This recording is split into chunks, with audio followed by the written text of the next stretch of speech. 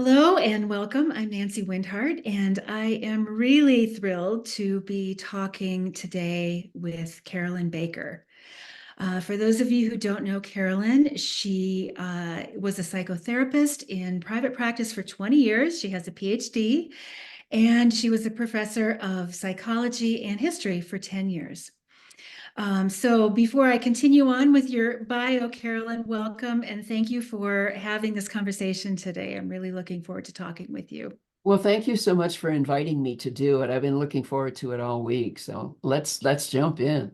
Great. And I want to tell people just a little bit more about you for those people who may not be familiar with you and your work. Besides the psychotherapy training and practice experience, Carolyn also is a prolific author. And it seems like every time I turn around, Carolyn, you've published another book. She's the author of 15 books, and some of them include Navigating the Coming Chaos, a handbook for inner transition. Sacred Demise, Walking the Spiritual Path of Industrial Civilization's Collapse, and Love in the Age of Ecological Apocalypse. She's also co-authored 4 books with Andrew Harvey, and I wanted to highlight those because a lot of the people who follow me are animal people because of my work in interspecies communication. And 2 of those books that you co-authored with Andrew Harvey are Saving Animals from Ourselves and Return to Joy. And Carolyn, just let me know before we started recording that those 2 books are also combined with the other 2 books that she and Andrew Harvey have co-authored in a new publication called Radical Regeneration, published by Inner Traditions. So you can find all of those online. You can find Carolyn on her website at carolynbaker.net. And she also, besides her writing, she publishes a subscription-based daily news digest, which is a really fantastic service. It's a collection of news stories and inspiration focusing on the global crisis and options for navigating disruptive times. And Carolyn, we've been in conversation over, boy, I think maybe a few years at least. Yeah. Um, and I wanted to invite Carolyn into this conversation today to talk specifically with us about the topics of grief and how we work with our grief in this time, as so much is happening on our planet, and so many people, that I know that I talk to on a regular basis, who are, I call them animal loving, tree hugging, people are so rightly moved and affected and experiencing so much grief by what is happening to our planet and the other than human beings that we share our planet with. So, Carolyn, with that just sort of introduction, I wanted to just ask you, kind of for some of your thoughts about grief and how we can work with it effectively in this time. Well, thank you for that question and for putting it first, because I can't think of anything else that is weighing more upon us than grief. It's almost as if everywhere we look, it triggers our grief. We're carrying so much of it. And particularly at this time of year, as we're recording, the week before Christmas, this is a time when people's grief is often triggered just off the charts to such an extent that a lot of people can't even, celebrate the holidays. People with addictions, tend to overdrink, overuse. It's really a heartbreaking time. And then as you look at our world, we see what's going on in the Middle East. We see what's happening with the climate. And everywhere you look, there are triggers for a grief. And a lot of people, they don't acknowledge grief at all, or they have misdefined it as something that's only related to the loss of life. Someone close to them died and they feel the grief. And certainly that's one piece of grief. But as our friend Francis Weller talks about the 5 gates of grief, which we can go into some if you want. There are many, many other forms of grief that we discount and minimize because maybe we don't really see them as real loss. So I think that we're recording our conversation today at a perfect time. Mhm. Yeah. Yeah, and I know this time of year can be so difficult for so many people, and on so many levels, right? From the personal, grieving a personal loss, to the collective. And I think one of the things that I sometimes struggle with and have to work with a lot in my own experience. And I know that this is true for a lot of the people that I talk to and work with also, is that the collective grief experiences, um, we don't often have a lot of tools and ways to really work with that. And at least in the personal losses, and this applies primarily, I think, to the human world losses. If we lose a human loved one, there are in most cultures some way of honoring and recognizing that. Less so if the individual beloved that we have lost is someone of another species. There's a real gap of support culturally for that. But then taking it out to the next layer of, what's happening collectively, what's happening, to the planet, to other species. I think it becomes very difficult for people to really have tools to know how to work with that Right. and have support to know how to work with that. And I know this is one of the big things that you write about and talk about a lot in your teaching and in your books. And I wonder if you might have some insights for us on working with that.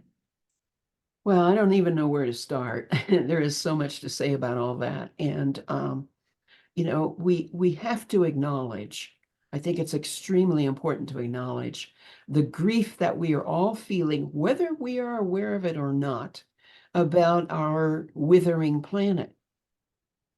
Um, Certainly the animals, but all manner of species and what is actually happening to, the chemistry of the planet, which humans have radically altered. Um, and, you know, the pieces of land that don't look anything like they did 50 years ago, or maybe when we were children. Um, and the demise of insects. I'm sure you've heard the stories of people talking about, well, when I was a little kid in grade school, we went on family vacation in the summertime, and we'd drive 100 miles and the windshield was covered with bugs. And now you can drive 1,000 miles and hardly see any bugs on your windshield. So we're very aware of the extinction of species. And so name the topic around climate and there's grief there. Mhm. And there's so much of it that it's almost impossible to take it all in. And so Yeah, we don't. yeah. Um, and, we need, as we navigate these changes, we need support systems. We need people around us that we can share these losses with, who really get it, who really appreciate what is actually happening.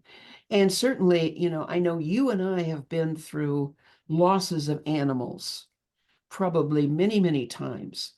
And if we lost a human, um, we'd have huge amounts of support and maybe rituals to help us get through it.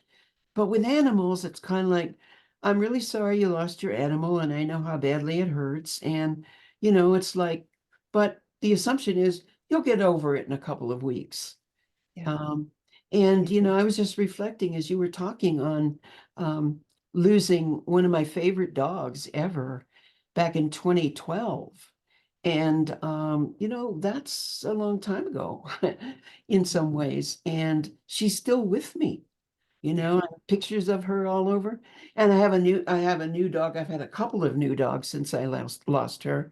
But there's something about her loss, the loss of her, that took me to places that I'd never been. Yeah. And it just, I don't want to say destroyed me, but just, hurt so deeply, um, that I guess I haven't fully recovered from it. Mm. Um, Yeah. and so it really is important to acknowledge the depth of loss of animals and to have support systems around that. Yeah. Other people who get what that's about. Yeah. Yeah. And, just as you're talking, even sharing that story, I can, sense something of that, what that relationship with her was like, and continues to be in another form. But, and as you know, a lot of my work has to do with, I mean, I would say a large part of my animal communication practice has to do with end of life and both decision making at the end of life that people go through, hopefully in partnership with their animal companions, Mhm. but then, also going through that process. And I do a lot of work also with animals who are in the spirit world. And my experience is, that consciousness and ability to communicate and to connect remains, even though the physical, the body is no longer there. And my experience with animals also is that, um, and I want to be careful not to generalize because every animal is an individual. Sure.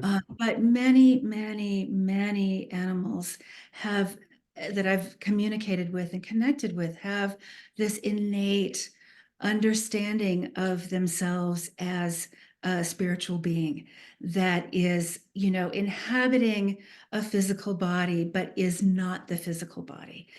And I think, as we can be aware of that and remain in connection with that and have that relationship continue without sort of bypassing the grief that happens when one of these, relationships that is so deep and so uh, entwined and so connected and committed, when that relationship changes through death, it sometimes I describe it as just like a shredding. It's just like a tearing. And that doesn't necessarily go away, even if we have the understanding and the awareness of the animal in spirit continuing in connection with us, if that makes sense. Yeah, it does. Yeah.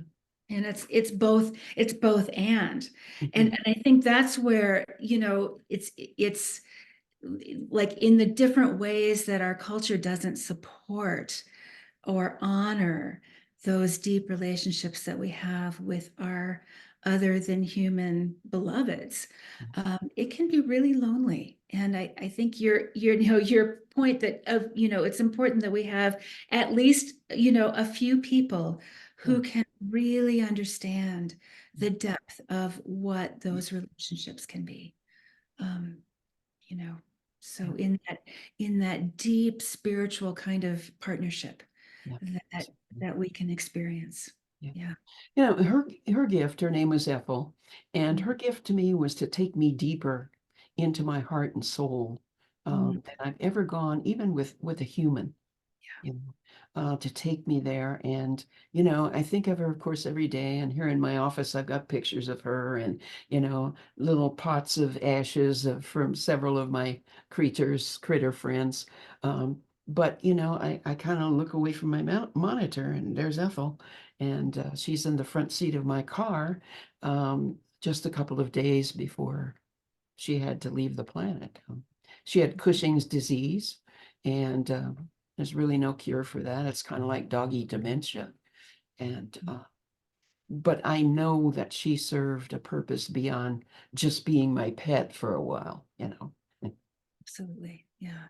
And those kinds of deep partnerships, I, that can happen, in that way that is oftentimes not as available with another human. And, that's probably another topic beyond the scope of our conversation Right, today. right. Oftentimes, it's again, it's something that's not so well accepted by kind of our mainstream culture. Although, in my world, thankfully, I know a lot of people who are able to really understand that and really honor our other than human companions as, full, complete, sentient beings with their own lives, their own awarenesses, their own spiritual journeys, their own depth, their own wisdom, their own ability to teach and to share. And that's also true for the wild ones. And I think that touches again into, what do we, how do we work with our grief when we see so many of the wild ones suffering or moving towards extinction? How do we hold that? How do we understand the multiple layers of that and work with it without, kind of going into the depths of despair, which is not uh, such a useful place to hang out in, Yeah. Yeah, yeah. So in terms of, thinking about healthy ways to work with grief, we've kind of touched around the edges of some of the things that we can do. You've mentioned having support, having people that understand. Are there any other practices or things that you think are important for people? Well, I think things like ritual, Mhm. whether you do that alone or whether you do that preferably with other people. Um, and just to mark and to honor that this loss is sacred and that it serves a purpose. It serves a purpose for the earth, it serves a purpose for that being, it serves a purpose for oneself. And just to mark that as a sacred event. Uh, Mhm. and Western culture is just so unaccustomed to grief ritual and marking and honoring those losses as a community. We just don't do much of that. We do it for humans, sort of. But whatever the loss is, maybe you can bring some friends together who honor that and do some ritual together. Uh, Mhm. the word ritual actually means to bind together. And so when people are doing ritual together, it is very powerful. It is very connecting and certainly is connecting with the being on the other side. Yeah, yeah. And that's something we can do with other humans. And I've found in my experience, we can also do it again with our more than human Right. companions, right? Whether it's our animal family members or with trees, or, with other beings. If we may prefer to do our rituals, without other humans, but with other beings around and helping us to hold space. Mhm. And then I think there are times where it is really important to be able to share that with another of our own species, someone who speaks our language in that kind of deep honoring. Yeah, Absolutely. yeah, Couldn't agree more. yeah. So thinking then about what are some of the ways that maybe are not so useful to deal with grief. And Mm. denial is a big one. I know that comes up, Yeah. especially I think when we're talking about these bigger, more collective losses, denial that something is as bad as it is, denial, of course, we see the denial of the climate crisis and people not Right. really wanting or knowing how to deal with that, or, just pretending that it doesn't exist. But, it can come up in all kinds of ways. Anything you want to add or say on that? Yeah. one of the ways that people often, very often, deal with grief is to not acknowledge that it's grief and to become very angry. Mhm. Um, and, it's difficult sometimes for them to see that what they're dealing with is grief and not anger. Um, and of course, there are other ways like, using substances to make the pain go away. Um, but I find in working with folks that it's very common, more often with men than women, that they're angry. And I notice with people even who are very aware of the climate chaos and climate catastrophe, um, that they can become angry at other humans, you know, because we are in the process of trashing the planet. And so, we kind of remove ourselves from the grief. We get angry and we say, well, stupid humans, it'd just be better if they weren't here. Let's just get rid of humans. Um, Mhm. and, I'm always tempted to say, I think it, but I don't always say it, well, you are a human. So say more about, you know, getting rid of humans since you are one. And people are very removed sometimes from their feelings about um, what we have done to the planet and what it would actually be like. You know, is that yeah, it's important to kind of tease out, well, is that a suicidal feeling that you're having? You want to get rid of all humans, you are one. So tell me about that. That's important to bring out. Yeah. Yeah. And that anger also that sometimes can look like a kind of activism, Right. right? Maybe can you say a little bit more about that and kind of Sure. balancing the activism and I know you talk a lot and work a lot in the field of sacred activism and kind of what that looks like and Yeah. how to balance that anger uh, with activism. Well, my friend Andrew Harvey is the person who really coined that term sacred activism. And Francis Weller talks about it also, that, we can and must, in my opinion, be activists around things that are breaking our heart in the world and things that we want to change. Um, and so we need the passion and the fire of activism. But if that's all we have, if all we bring to the situation is just our passion and our anger, and that fire, that can burn us out very quickly. And so the fire of activism must be tempered with the tears of grief. And as we go forth as sacred activists, if we have both of those, then we're really empowered in our endeavors.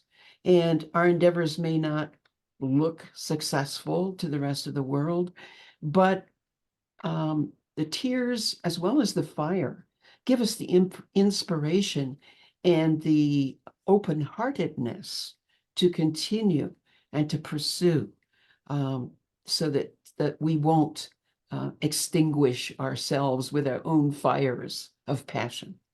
Yeah. Yeah. Yeah, I think it's such an important point, Carolyn. And it's just even as you were speaking about that, of the tears of grief, I could feel in me how much that opens up my heart, right? Like just Right. being willing to acknowledge Yeah. this is something that breaks my heart. And I can be angry about it, but the anger becomes then the energy rather than this pushing outward of a fight, Mhm, which mhm, generally I think is what tends to burn us out, right? When we're just fighting, fighting, fighting, fighting, but mhm. without that open-heartedness of really being able to use our grief as an energy source in a certain Absolutely. Yeah. way, right? And so then, thinking about what is it that breaks our heart, and then what is it that is ours to do? Right. Um, because we can't all do everything, right? We can't do more than what just the small piece that we each of us is able to do in our own lives, but Well, doing it. the mention of heartbreak is really important because one of the things Andrew says is follow your heartbreak. Yeah. Um, your calling, for example, is not to work with humans so much as to work with animals. And so, there's no right or wrong about what breaks our hearts. Right. But whatever that is, whether it's working with animals, children, land, whatever that might be, that we respect that and let that heartbreak take us into the kind of activism, the kind of service that is needed for that particular wound. Yeah. Yeah. And I think, thinking of it that way also, there can be many different kinds of actions that flow from that, that may not be in the traditional thing that we would think of as activism in terms of, a political activism Right. or, doing a protest or that kind of thing. The Mhm. quiet ways of working can also be really powerful Right. and really important. Yeah. Yeah. Absolutely. Yeah. So, one of the other things that I thought we might touch on today, because I think it's really important, is again, in some of the not so helpful ways to work with grief, the idea of spiritual bypassing, which I know is something that you talk about, and I talk about with my students and my clients. But maybe tell us a little bit about what spiritual bypassing actually is, and how it can interfere with a healthy grief. Well, okay. As human beings, and particularly in Western culture, we all want to feel good, right? We talk probably, US culture talks more about happiness than any other culture in the world. We want to be happy, we want to feel good. Um, and I've in my work, which has been, inviting people to look deeply into the collapse of industrial civilization and the environment, um, and being able to um, reclaim parts of themselves through doing that. I've often been, although it's less than it used to be, but I've often been confronted with what a downer, what a bummer, like the Debbie Downer character in Saturday Night Live. It's like, oh, that's depressing. I don't want to talk about that. I'm not suggesting that we should just talk about nothing but depressive issues, because they are depressive, um, but rather that we, and I hate to sound like a school marm, but that we grow up and we really look at the fact that life is made of both ands. It's made of moments of joy and happiness, but it's also made of moments of terrible grief and loss. And, from my perspective, spiritual, mature adulthood is about being able to hold both of those. Not that that is easy. In fact, I think it's probably the hardest work on the planet, but being able to hold the opposites of both joy and grief. And if we don't know the importance of doing that, then we are very likely, if we have a spiritual path, to just follow the pieces of that path that feel good, you Yeah. know, and to see our higher power or whatever that looks like as only positive, Mhm. because we're not prepared to deal with the negative feelings that come up. We don't have the support, or we're terrified of all of that. Um, and we don't see that if we hold the tension of those opposites long enough and consciously enough, that those opposites can somehow be reconciled and transform into a third force in our lives. And thereby we grow more spiritually mature. There are many groups and denominations and organizations that are only too happy to help us feel good all the time, particularly in the spiritual world. And so I really caution people, when I work with them, or when, I'm with really good friends who want to go down that road. And I feel it's my obligation to gently bring them back. Because spirituality has to feel good all the time. I'm not sure it's spirituality. And it certainly does not bring one to emotional and spiritual maturity by any means. Yeah. Yeah. And, I see this a lot in kind of in the new age world, or worlds, with concepts like, well, just raise your vibration. You Yes. just keep your vibration high. Just focus on love and light, love and light, Yeah, love and yeah. light. And we don't want to deal with that other stuff because that's low vibration. And I actually have a graphic that you sent me that I think is so good with this. Let Yeah, me see if I that's can it. Yeah. that up here on my screen. Um, and who doesn't want love and light all the time, Sure, right? sure. But that, as you say, um, This is not my graphic. I'm not sure whose it is, but I found it and I've had it on my computer for a long time. And when I knew we were doing this conversation, I had to send it to you. yeah, yeah. And I actually had found it also. And is it showing now on the screen, Carolyn? Can you Yes, it see? is. Right. Yes. I had found it also just recently and had been using it for some of my classes because I think it illustrates this so beautifully. And, especially with a lot of the talk that is out there in in the world, right?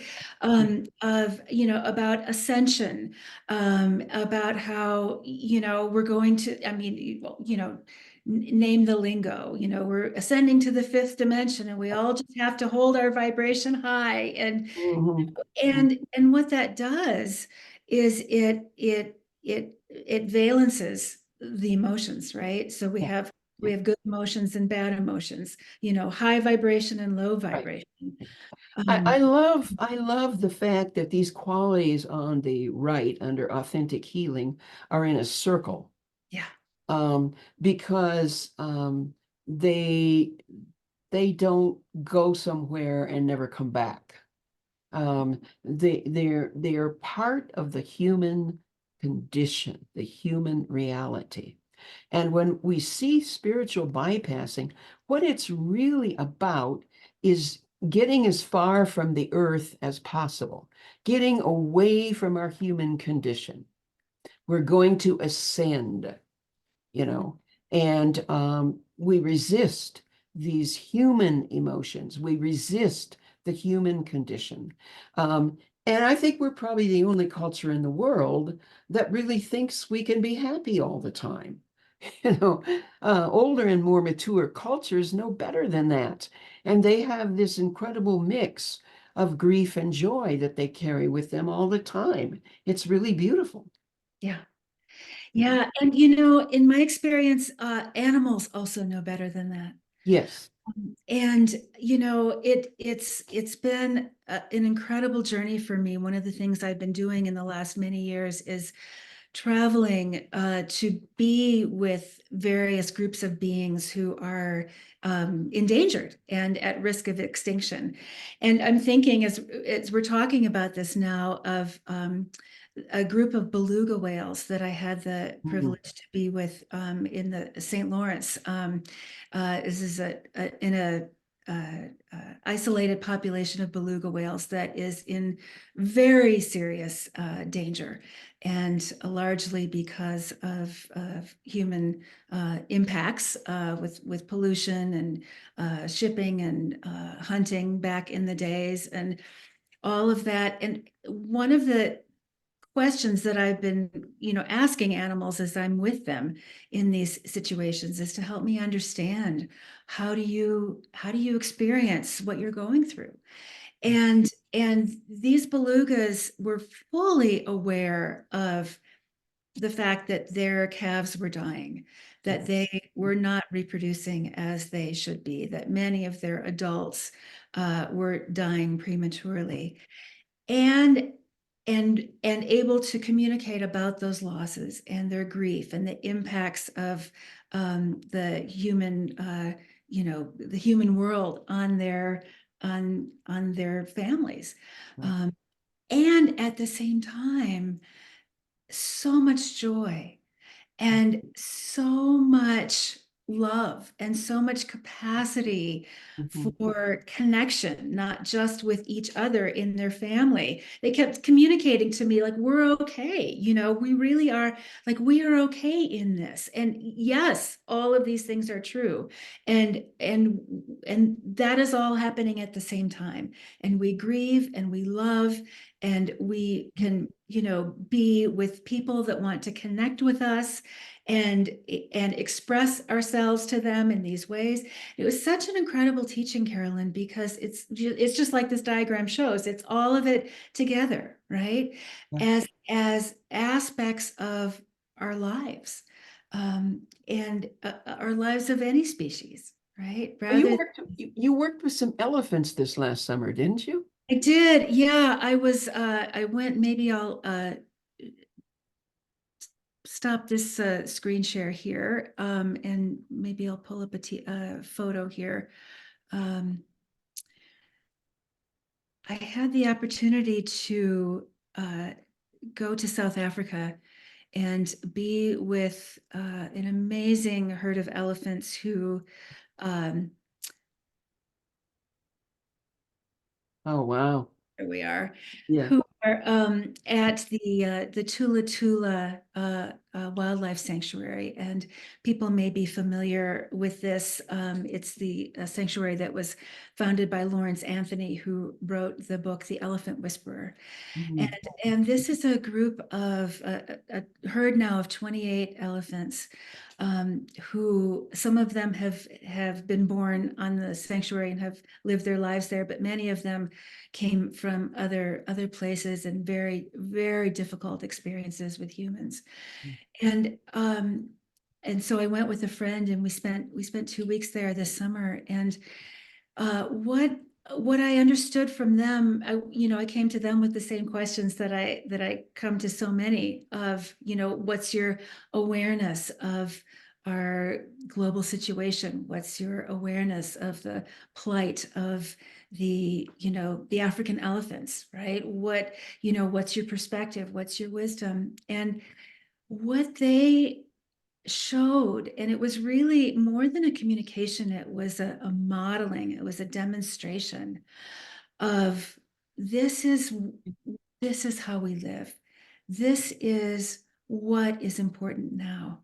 Yeah. Yes, fully aware and in contact with, elephants are known for their ability to communicate across vast distances. Oh, And yeah. what I Yeah. understood from them is they're very aware of the situation of the African elephants and the places, where all over the continent where they're really, it's in such grave danger. And at the same time, they just model this is what it is to Mm. live in community.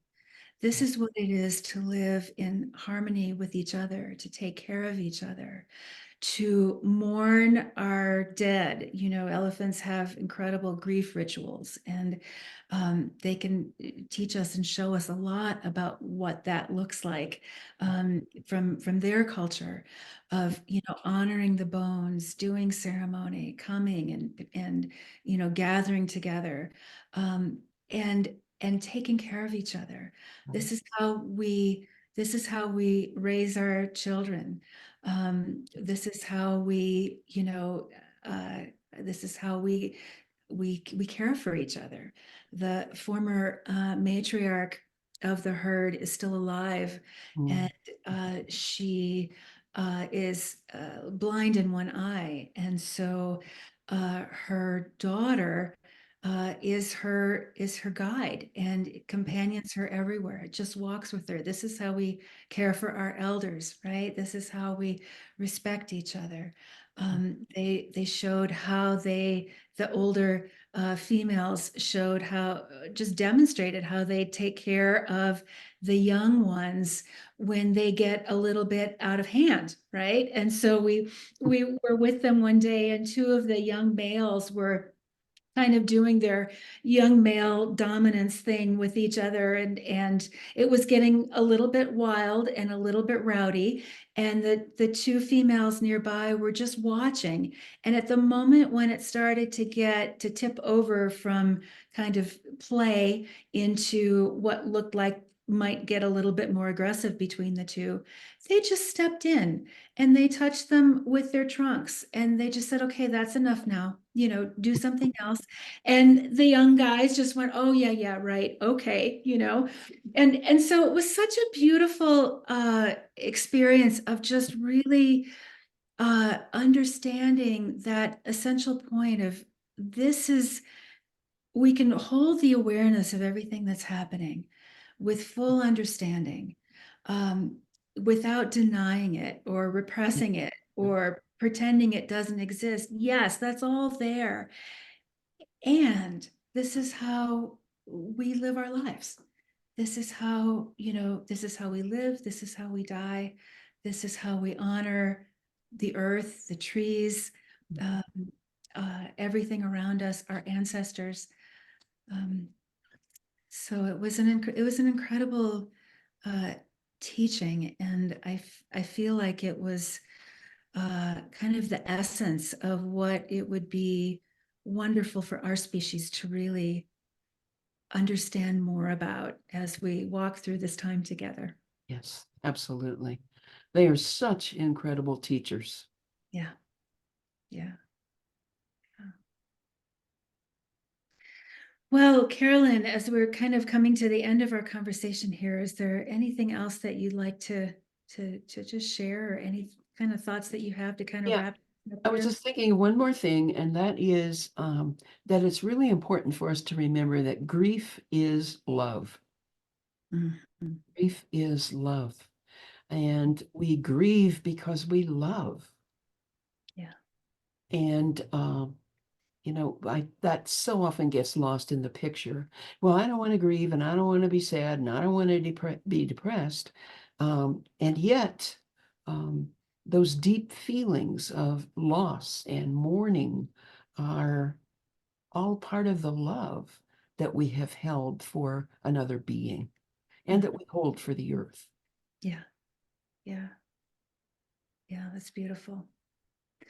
Well, for people who would like to find out more about Carolyn, Carolyn also offers life coaching and spiritual counseling. She's based in Boulder, Colorado, but like many of us now, she can work worldwide. And if she helps people who really need some support around kind of this unprecedented time that we're in. And so you can find Carolyn on her website, which is carolynbaker.net. And I'll put a link also to her website and some of those books that we mentioned down below. So, and for those of you who don't know me, but might want to learn more about me and my work, my website is nancywindhart.com. So, Carolyn, thank you. I really appreciate Oh, your taking the time to do this today. And thank you. This has been wonderful. Hope we can do it again. I do too. I do too. All right. Thank you. Bye-bye.